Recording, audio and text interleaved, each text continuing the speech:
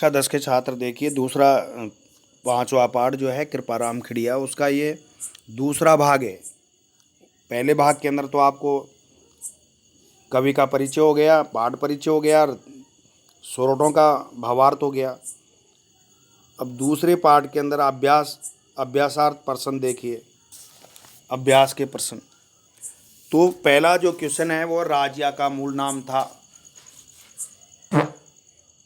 देखो, राजिया का मूल नाम था, इसमें 4 ऑप्शन दिए हैं, राजा, राजा राम, रजिया और रामदेव। तो राजिया का मूल नाम था राजा राम।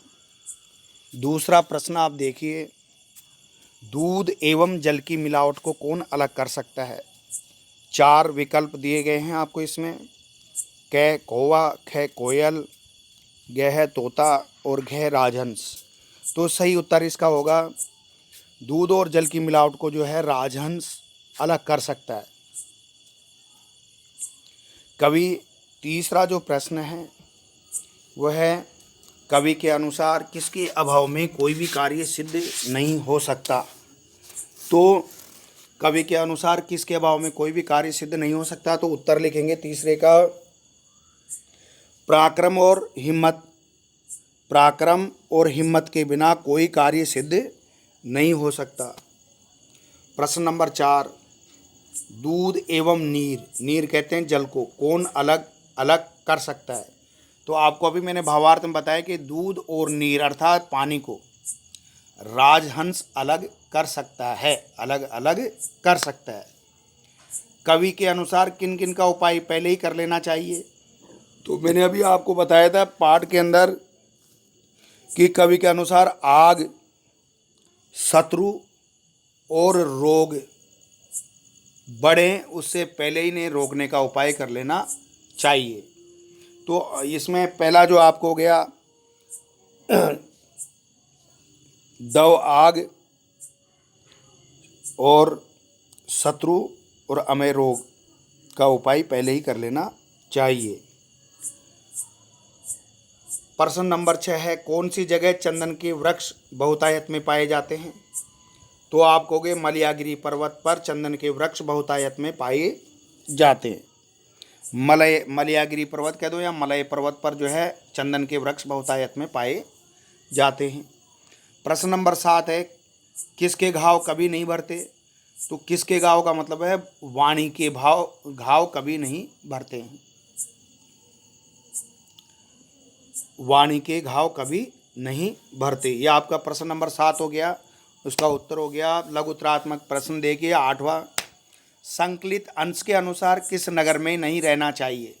अभी आपको पहला ही मैंने पाठ पढ़ाया था कि गुण अवगुण, तो आप इसका सही उत्तर लिखेंगे, गुणों एवं अवगुणों को जिस नगर में नहीं जाना जाता है और न कोई सुनता है न किसी को समझता है, जहाँ भूसी और गुड़ का एक ही आदर भाव होता है, उस नगर में निवास नहीं करना चाहिए, वहाँ नहीं रहना चाहिए। जहाँ गुणों का सम्मान नहीं किया जाता है, इससे तो जंगल में रहना ही श्रेष्ठ है। अर्थात उस गांव को या नगर को त्याग कर देना चाहिए। प्रश्न नंबर 9, अस्वाभाविक मित्रता के घातक परिणाम होते हैं, संकलित अंश के आधार पर स्पष्ट कीजिए। अस्वाभाविक मित्रता के घातक परिणाम होते हैं, इसका सही आंसर देखो, आप उत्तर लिखेंगे कि 2 व्यक्तियों के मध्य मित्रता तभी निभ सकती है जब वह दोनों के हित में और स्वाभाविक हो। जैसे आपको उदाहरण दिया कि बिल्ली और चूहा दोनों आपस में मित्रता कर बैठे, तो दोनों किसी का भी भला करने वाले नहीं है, क्योंकि बिल्ली स्वभाव से चूहे का दुश्मन होती है। मित्रता अधिक दिन नहीं निभ पाएगी यदि वह स्वार्थ पर आधारित होगी और असमान स्वभाव वाले व्यक्तियों के बीच होगी, तो मित्रता नहीं निभेगी।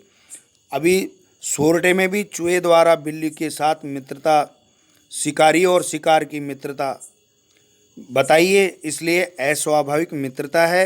ये मित्रता चूहे के लिए बहुत महंगी पड़ सकती है, बिल्ली कभी भी उसे अपना शिकार बना सकती है, क्योंकि बिल्ली का प्रिय भोजन चूहा स्वभाव से उसको चूहे को मार डालती है। तो चूहे का वो कभी भला नहीं कर सकती। देखो पाठ प्रश्न नंबर 10 है, जन्मजात प्रवृत्तियां हो गए ना। जन्मजात प्रवृत्तियों में बदलाव असंभव है, संकलित अंश के आधार पर स्पष्ट कीजिए। तो आपके इसमें सोरठा भी आया था कि जन्मजात प्रवृत्तियां, जैसे आंकड़े का पेड़ होता है और आंकड़े के पेड़ के अंदर चीनी, शक्कर, गुड़, अमृत डालो तब भी उसका स्वभाव कड़वाई होता है आंकड़े का।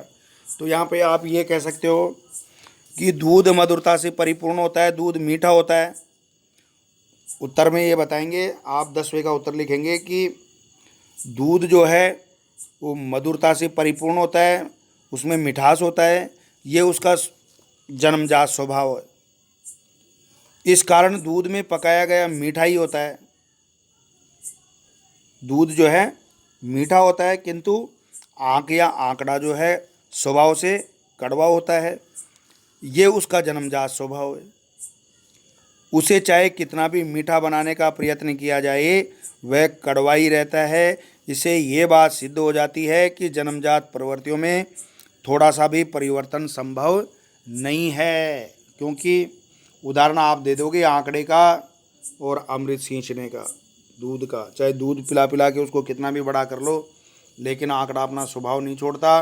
तो मनुष्य में जैसी जन्मजात प्रवृत्तियां होती हैं उसमें बदलाव असंभव अर्थात बदलाव नहीं हो सकता। ये आपकी बात स्पष्ट हो गई।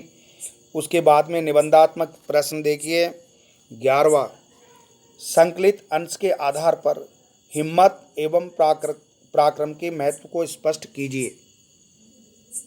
संकलित अंश के आधार पर हिम्मत एवं पराक्रम के महत्व को स्पष्ट कीजिए। तो आपके इसमें 2 आया था कि कीमत किसकी होती है, हिम्मत की। तो कवि कृपाराम खिड़िया हिम्मत एवं पराक्रम के महत्व को दर्शाते हुए राजा को संबोधित करते हुए कहते हैं कि बल, पराक्रम और साहस के बिना कोई भी कार्य सफल नहीं हो सकता, क्योंकि केवल ललकार सुनकर ही रंगा सियार का मतलब है कायर व्यक्ति डर जाता है। कायर व्यक्ति को आप ललकारोगे तो वो डर करके सामने नहीं आता। तो जब वो डर जाता है तो वो कोई भी कार्य सिद्ध नहीं कर सकता है। सिंह अपने साहस के आधार पर ही मृगराज कहलाता है। शेर के अंदर आत्मशक्ति होती है और उस आत्मशक्ति के कारण वो जंगल का राजा कहलाता है। मृगराज जिसको कहते हैं, मृगराज का मतलब है, मृग कहते हैं हिरण को, हिरणों का राजा कहलाता है। अपने पराक्रम से ही वह ऊंचे ऊंचे पद को प्राप्त करता है। युद्ध तो आर पार का हो जाता है, जिसमें एक दूसरे की छाती में तीखी तलवार की धार आर पार हो जाती है। वे ताकतवर मनुष्य ही अपनी शक्ति एवं पराक्रम से इस पृथ्वी के स्वामी होते हैं, अर्थात राजा बनते हैं। तो धरती पर राजा बनने का अधिकार भी उन्हीं लोगों को है जो साहसी हैं और पराक्रमी हैं। वे ही इस धरती के भरतार का मतलब होता है भोग करने वाला, अर्थात राजा स्वामी बनते हैं। जो अपने पुरुषार्थ से अपने सभी कार्य सिद्ध कर लेते हैं। कभी भी कायर व्यक्ति पृथ्वी का स्वामी नहीं हो सकता। इस तरह अंश में हिम्मत और पराक्रम के महत्व पर प्रकाश डाला गया है। प्रश्न नंबर 12, संकलित अंश के आधार पर वाणी के महत्व को स्पष्ट कीजिए। तो 12 का आप आंसर, प्रश्न नंबर 12 का आप उत्तर लिखेंगे वाणी के महत्व पर स्पष्ट कीजिए। तो वाणी के महत्व बताते हुए चारण कवि कृपाराम खिड़िया ने ये कहा है कि कोयल की वाणी मीठी लगती है, इस कारण सभी उससे स्नेह करते हैं, उसकी प्रशंसा करते हैं। परंतु कोए का स्वर जो है, कौवा जो है काऊं काऊं करता है, उसके आवाज़ जो है कड़वी लगती है। इस कड़वाहट के कारण सब उसका अनादर करते हैं, अर्थात सम्मान नहीं करते हैं। इस कारण सामाजिक व्यवहार में वाणी का प्रयोग सदैव मधुर स्नेहपूर्ण करना लाभदायक रहता है। उसी व्यक्ति की वाणी में स्वाभाविक सहजता एवं मिठास रहती है, जो सोच विचार कर अवसर के अनुकूल अपनी बुद्धि के द्वारा बात कहता है और करता है। कर्कश और बगैर बिना सोचे विचारे कही गई बात और उचित समय पर कही गई बात सदैव कड़वी लगती है और अप्रिय ही लगती है, अर्थात किसी को भी अच्छी नहीं लगती है। कोई भी व्यक्ति मित्र अथवा शत्रु जीव के गुण यानी वाणी के सद्व्यवहार से ही बन सकता है।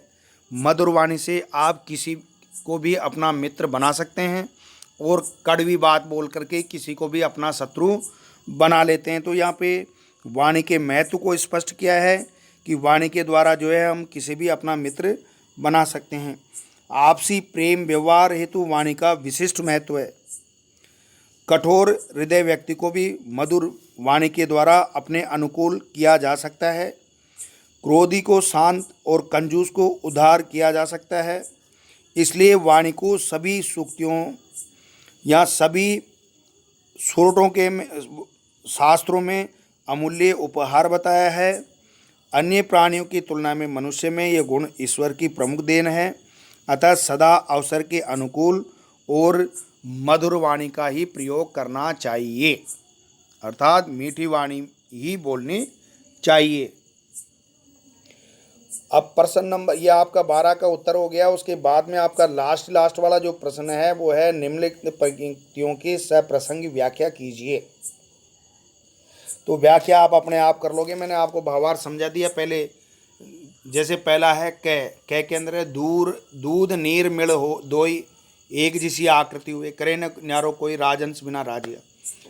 मैंने आपको पीछे जो है भावार्थ के अंदर इसको समझा दिया कि दूध नीर, जब पानी और दूध एक जगह मिल जाते हैं तो उनकी एक जैसी आकृति हो जाती है और उसको कोई भी अलग नहीं कर सकता, राजहंस ही उसको अलग कर सकता है। तो यही, और जो संत लोग होते हैं वही आपको अच्छे, मतलब इसके माध्यम से कहना चाहते हैं कि जो संत लोग सज्जन लोग होते हैं वही आपको अच्छे और बुरे का ज्ञान दे सकते हैं। इसलिए सत्संगति ही करनी चाहिए, अर्थात सज्जनों की संगति करनी चाहिए। ख के अंदर है लास्ट वाला 13वां जो प्रश्न है, प्रश्न नंबर 13 का ख। घण घण साबल घाय नहीं फूटे पाड़ निवड़, जद कोमल बिड़ जाए राय पड़े जद राजिया। तो यहाँ पे ख के अंदर भी मैंने भावार्थ पहले आपको बताया कि कवि कृपाराम खिड़िया इस सोरठे के माध्यम से राजिया को ये कहना चाहते हैं कि घण यानी हथौड़ा, जो मोटा हथौड़ा होता है उस हथौड़े से बड़े पहाड़ यानी फूटे पहाड़, मतलब बड़े पहाड़ के पत्थर को जो है तोड़ करके उसमें जब दरार डाली जा सकती है और सब बल से जो है उसको अलग किया जा सकता है। क्योंकि घण मारने से उसकी जड़ें क्या होती हैं, कोमल हो जाती हैं, तब उसे आसानी से तोड़ा जा सकता है। तो दूसरा भाव इसमें आप ये कह सकते हैं कि घर के परिवार के सदस्यों को यदि तोड़ना हो तो आप किसी व्यक्ति को जो है उसको उसमें फूट डाल दो। जब फूट डाल दोगे तो उस परिवार के सदस्यों को, उस परिवार को जो है आप आसानी से परिवार को आसानी से तोड़ा जा सकता है। जैसे कि हथौड़े से जो है चोट मारने से तो केवल उसमें दरार ही पड़ती है और सब बड़ा उसको अलग कर देता है, तो वो आसानी से तोड़ा जा सकता है। इसका ये भावार्थ आपके हो गया। उसके बाद में आप जो है ये आपके वीडियो पहला पार्ट 2 कंप्लीट हो गया। उसके बाद में आपको छठा पार्ट पढ़ाएंगे जयशंकर प्रसाद। जयशंकर प्रसाद का जो शीर्षक है वो है प्रभो यानी ईश्वर। विमल इंदु की विशाल किरणें प्रकाश तेरा बता रही। तो आपको ये अगले वीडियो में बनाएंगे छठा लेसन।